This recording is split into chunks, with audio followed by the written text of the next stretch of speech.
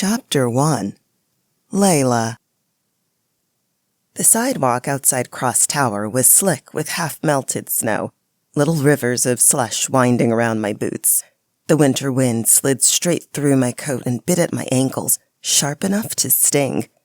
48 floors of cold glass and private power stretched above me, disappearing into low clouds. It felt less like a tower and more like a boundary between worlds. I clutched my bag tighter, heart thudding so hard it felt like it might break free of my chest. This was really happening. The security guard at the entrance gave me a once-over, not rude, just efficient, before stepping outside. No words, just a subtle nod. I stepped through the towering glass doors, my breath catching a little as the cold melted away behind me. The lobby felt more like a luxury hotel, all gleaming marble floors, high ceilings, and white lighting that looked like it belonged in a tech showroom. Everything smelled faintly of pine and something crisp and expensive I couldn't name. To the right, a long, low reception desk stretched across the wall. A tall man stood behind it. Black vest, charcoal tie, posture military straight. His face was perfectly composed, like he'd trained not to react to anything. "Hi, name?" he said, calm and professional. "Layla Rose, culinary intern." He checked something on a slim tablet, eyes flicking over the screen before giving a small nod. "ID, please." I handed it over, my fingers colder than I realized. He scanned it quickly, then reached into a locked drawer beneath the counter. A slim access badge slid across the marble toward me, tucked neatly inside a matte black leather sleeve with gold foil lettering. Layla Rose, penthouse access, temporary clearance. He returned my ID. "You're all set, Miss Rose. Clearance is approved. Head to the private elevator bank, far right. Your badge will open it." "Thank you," I said, trying to keep my voice steady. He gave a polite smile, just a flicker, before turning his attention back to the tablet, like I'd already disappeared. My phone buzzed in my pocket as I stepped away from the desk. "Mom." I glanced toward the elevator, then slipped around a corner out of sight before answering. "Hey," I said, keeping my voice low. "Hey, baby," Mom said as soon as she picked up, her voice low and warm, the way it always was when she wanted me calm.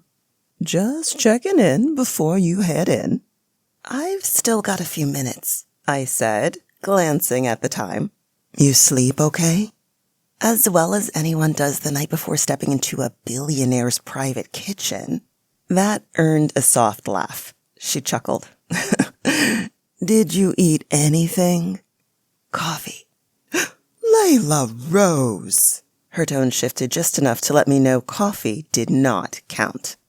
"I'll have something after, I promise." I heard a muffled voice in the background. "Daddy." And then his voice got clearer as he took the phone. "Hi, baby girl." "Hey, Daddy." "How you feeling?" "Nervous, excited, trying to remember how to breathe." It was a kitchen, I thought, but not just any kitchen, his kitchen. The top floor of one of the city's most expensive penthouses, the private domain of Adrian Cross, billionaire alpha, and as of today, my new boss, or more accurately, the man I'd be cooking for.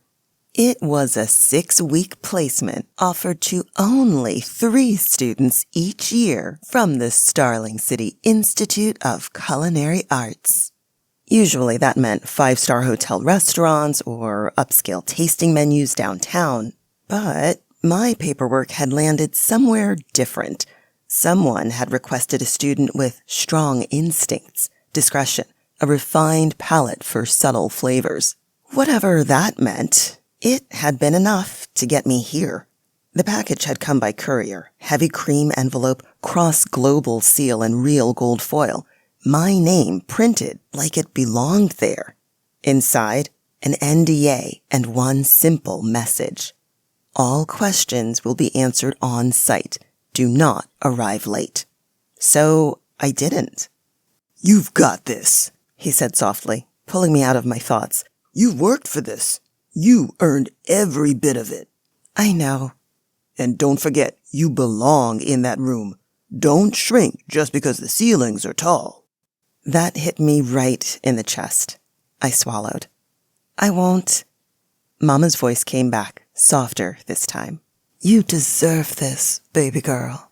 We're so proud of you, Daddy added. Always. I closed my eyes for a second, let the words settle. I love you guys, I said quietly. Love you more. Love you more, they both said at the same time. Now go do your thing, sweetheart, my dad said, his voice thick with emotion. Go cook. I ended the call and slid the phone back into my coat pocket, then made my way to the far right elevator, its glossy black doors flush with the wall. I held the badge up to the discreet sensor beside the seam. The blue light flickered. The doors opened without a sound. The elevator was sleek and silent, every detail polished to perfection. The glass walls spotless, broken only by a single touchscreen panel glowing softly to my right. Rows of floor names lit the screen in clean gold text. Lobby, admin, legal, finance, innovation, security, executive, residential, private. I held my badge to the touchscreen. One soft beep. Then, all the other floors dimmed, leaving just one glowing at the top. Penthouse. Access approved. My stomach flipped. The door slid shut behind me with barely a sound, sealing me inside. No buttons, no elevator music, just silence and the faint hum of movement as I began to rise. Floor 12, 19, 23. I tightened my grip on my bag. It felt like more than just an elevator ride. Like I wasn't just going up a building. I was stepping into a whole different world. And there was no going back. Outside the rising walls of glass, buildings glittered like frozen towers. Sunlight reflected off snow-dusted rooftops and high-rise windows. Winter had its grip on everything, even up here. But the light had started to shift. January's usual gray had lifted for a day, giving the skyline a sharp, diamond-cut shine. As the elevator passed the upper floors, I adjusted my scarf, trying not to fidget. I stared at my reflection in the glass. Amber brown eyes, natural lashes, still curled from a cheap wand, warm brown skin that always looked more flushed in winter. My hair was up in a neat puff, a few curls escaping, despite my best effort to gel them down. This wasn't just an internship. It was a test, a beginning. A gateway into the world I wanted so badly to be part of. When the elevator slowed, I took a steadying breath. The doors whispered open. The scent hit first. Like bergamot and winter air and something sharp beneath it.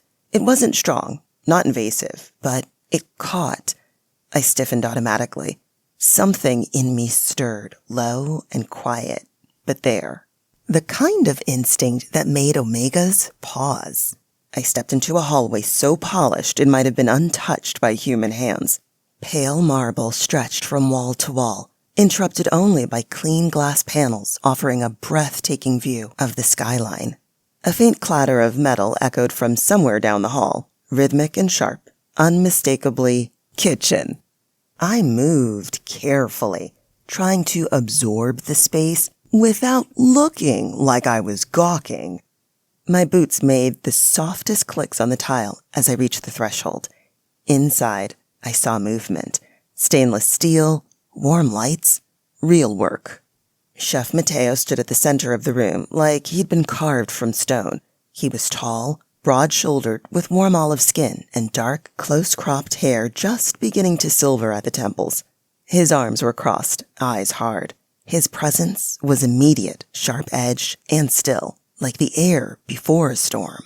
To his left, a petite woman with smooth golden skin and a sleek black bob tucked neatly behind one ear, piped delicate white flowers onto a line of chocolate tarts. Her movements were impossibly precise, hands steady as silk. The soft scent of cocoa and vanilla clung to her like second skin, almost enough to hide the faint undercurrent of something floral beneath. She didn't glance up. To the right, leaning against a work table, was a tall man with caramel brown skin and tattoos snaking down both arms. His man bun was tied tight, and his eyes followed me with a kind of look that made me check my posture. I stepped forward, swallowing hard. My coat still hung over my arm, and my hands were colder than they should have been. I cleared my throat. Layla Rose, reporting in. Mateo didn't move at first, just looked me over. His gaze was practiced and unreadable, but not unkind. Then he gave a single nod. He gestured to the coat hooks by the wall. Hang that, wash, then we talk. Understood. I moved quickly, relieved to have something to do. The coat hooks were beside a stone basin sink with touchless controls and smooth soap that smelled like lemon and basil. I scrubbed up to the elbows, then dried off and turned as Mateo began speaking. You're here because Starling City Institute of Culinary Arts recommended you, he said, voice clipped and heavily accented. Top of your class, clean hands, supposedly a good palate. That's what they said. You don't speak for them here, only for yourself. Understood? Yes, chef. This is not a restaurant. It is not school. This is a private kitchen that exists to serve the needs of one man, Adrian Cross, and by extension, everything connected to him. That means personal meals, business lunches, corporate dinners, investor events, and high-profile gatherings hosted here at the tower. He does not care about your feelings. He does not care about your creativity. If your food is not perfect, if your attitude disrupts this kitchen, you are gone. His tone was matter-of-fact, not cruel, but it landed. I understand. He nodded toward the others. You'll prep with Mason to start. Gina leads pastry and plating, but stations rotate as needed.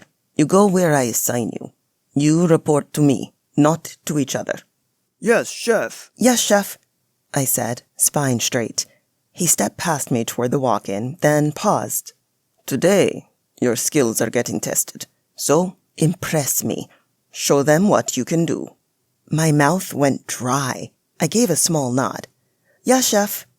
Mason gave me a slow once-over as I approached his side of the kitchen. I offered a polite smile. Looks like we're sharing, I said. Guess so, he replied, voice low. He didn't smile back. I rolled out my knives on the blackstone counter, laying them in neat rows. The blade handles gleamed under the lights. They were a gift from my brother Micah when I got into the program. Half of them vintage, the others restored. I felt steadier once they were in front of me. Gina didn't look up, but her hands moved with impossible speed and accuracy, shaping sugar and chocolate like she was sculpting jewelry. The kitchen itself was a dream, all stainless steel and clean lines with custom drawers and quiet burners, every surface spotless. I noticed the absence of sound. No music, no background chatter, just the rhythmic pulse of knives and the low hum of vents. Still, the silence wasn't empty. It felt like something was watching. I glanced over at the far corner. A camera blinked red. Then another in the ceiling near the door. I looked down quickly, pretending to focus on the vegetables Mason had laid out. Don't look at the cameras, Mason murmured. I blinked. Sorry. Just makes it worse. My hands moved into instinct. Fennel, thin slices, clean motion. I found the rhythm again, but the feeling didn't leave. Someone was watching. I didn't hear footsteps, no doors opened, but I felt it all the same. That faint pull at the edge of instinct. Like heat, but not mine. Is he watching? I asked quietly, careful not to let Mateo hear. Mason didn't answer right away. Yes, he said finally. I tried to ignore the sudden flutter in my stomach. It was probably nerves, first-day jitters. I wasn't unused to alphas. My culinary classes had plenty, but none of them owned buildings. None of them had private elevators and custom security protocols. None of them had signatures worth more than my entire student loan debt, and none of them made my scent shift the second I stepped into their space. It wasn't heat, but something inside me had flickered the moment I crossed into this penthouse. A low, quiet ache that curled behind my ribs. Mateo moved like a conductor, leading the rest of us with minimal words. The dish was plated, adjusted, wiped, and carried out. I didn't know what Adrian Cross would think of my preparation. I didn't even know what he looked like up close. But later, when Mateo returned, he carried the empty plate with a strange look. He set it down in front of me and placed a small, folded note beside it. 2 words, handwritten in clean block letters. Do it again. My throat went tight. My fingers shook slightly when I picked up the note. I was still just an intern, but something had already begun. And this was only day 1.